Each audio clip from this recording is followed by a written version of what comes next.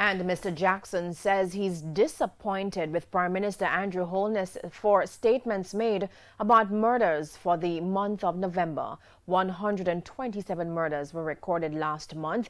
In Primetime News Thursday, the Prime Minister said intelligence showed that November would have recorded a spike in murders. Mr. Jackson reacted to the statement.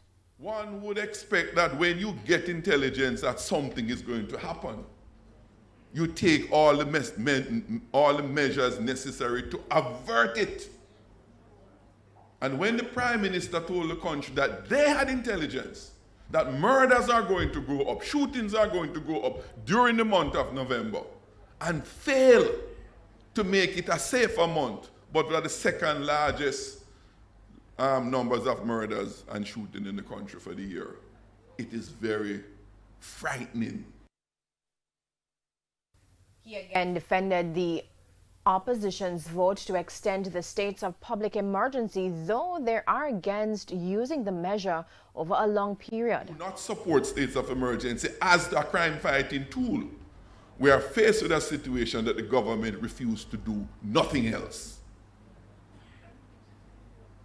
And we have a responsibility to not do what is ideal or best.